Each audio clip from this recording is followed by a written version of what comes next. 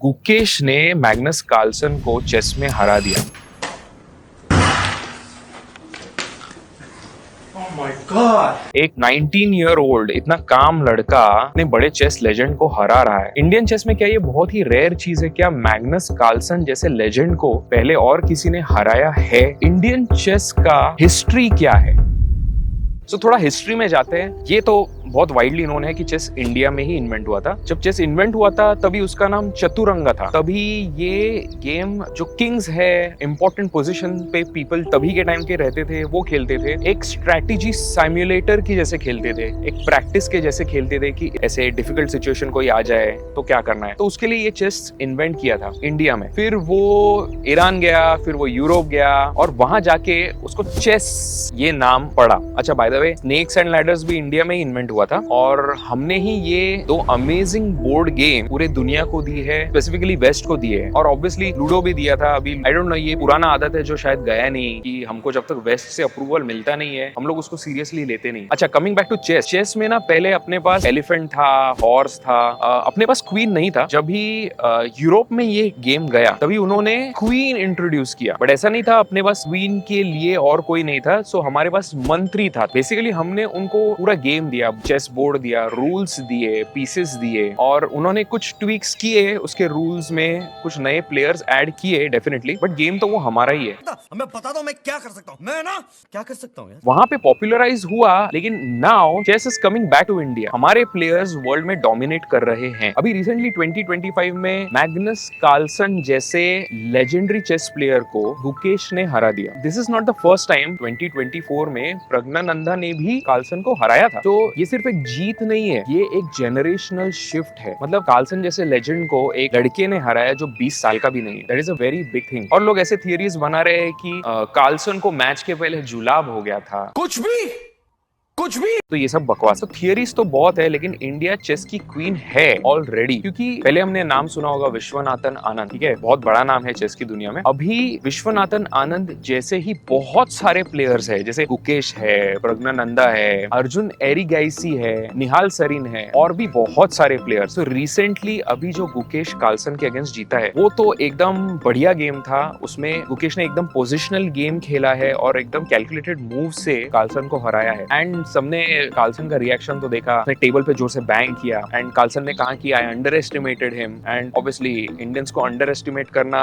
ये सबकी आदत बन चुकी है आई गेस। तो अब ये सारी बातें जो चल रही है इसमें आपने देखा होगा कि ज्यादातर मेंस चेस के बारे में ही बात चलती है, विमेंस चेस के बारे में बात नहीं होती। इसमें ना एक इंटरेस्टिंग चीज है। तो देखो, आपने जितने भी स्पोर्ट्स देखे हैं अभी तक उसमें मेंस डिवीजन अलग होता है, विमेंस डिवीजन अलग होता है, क्योंकि most of them are physical sport. Chess के साथ ऐसा नहीं है, chess is a mental sport. और इंटरेस्टिंग फैक्ट ये है कि इसमें विमेन और मेन ओपनली एक दूसरे के साथ कंपीट कर सकते हैं। और इस सब के पीछे भी एक इंडियन का हाथ है, एक Indian women Rohini Khadilkar, one of the most legendary chess players to come from India. And she made sure that women are able to compete with men at the top most level. वो कैसे हुआ मैं आपको बताता हूँ। जब विमेन चेस की बात होती है ना, तभी एक लेजेंडरी नाम सामने आता है और वो नाम है जूडिथ पोलगार। ये नाम इतना लेजेंडरी क्यों है? जूडिथ पोलगार का स्टोरी ऐसा है कि ये 3 बहनें थे, ये हंगेरी से थे और तीनों बहनें चेस खेलते थे, ठीक है। जूडिथ पोलगार जो है वो यंगेस्ट थी इन तीनों बहनों में से, और वो इतनी लेजेंडरी इसके लिए है, जूडिथ पोलगार एक ऐसी प्लेयर है जो टॉप 100 में ही नहीं टॉप 10 में भी आई हुई है। सो उनका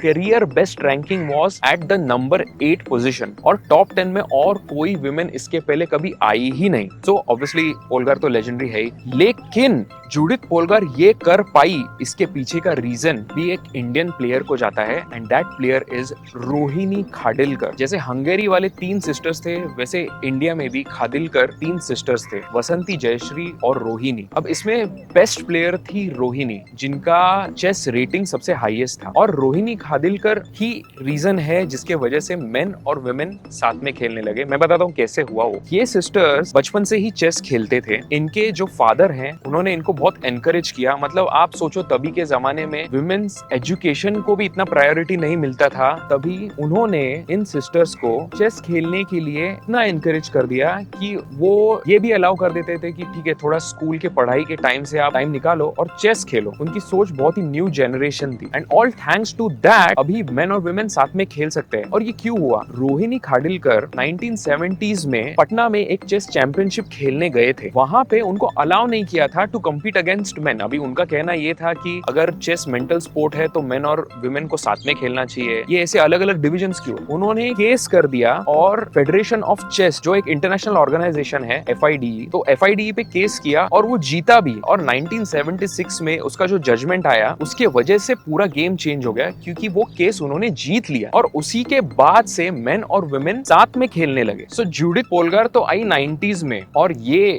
खादिलकर सिस्टर्स का केस हो रहा था 1970s में।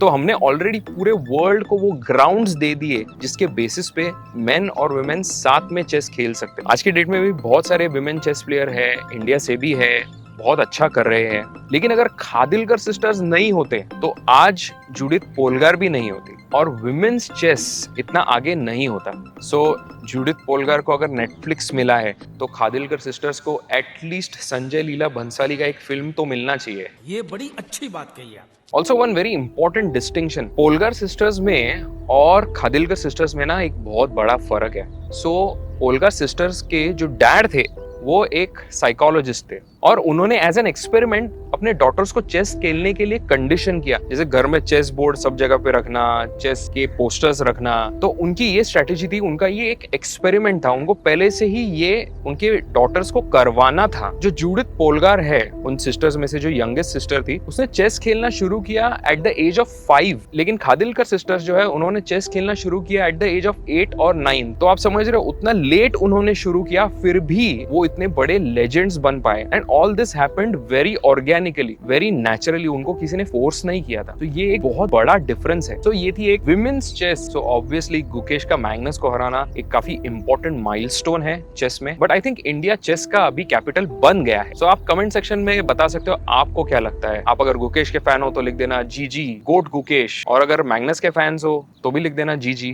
Good game. और अगर आपके और कोई ओपिनियंस है चेस के बारे में तो कमेंट्स में जरूर लिखना यार, मिलके बातें करते हैं उस पे। और तुम्हें अगर ऐसी स्टोरीज पसंद आती है, हिस्ट्री, मिस्ट्री और देसी प्राइड की, तो do subscribe us for sure. मिलते हैं अगले वीडियो में कुछ नई मिस्ट्री के साथ।